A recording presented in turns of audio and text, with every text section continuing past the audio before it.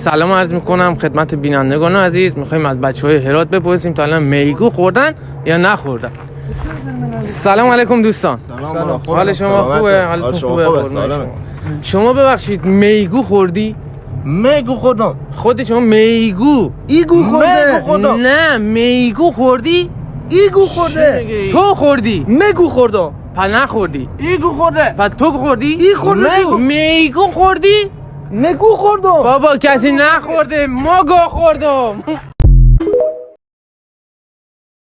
سلام عرض میکنم خدمت بینندگان عزیز. میخوایم از بچهای هرات بپرسیم تا الان میگو خوردن یا نخوردن.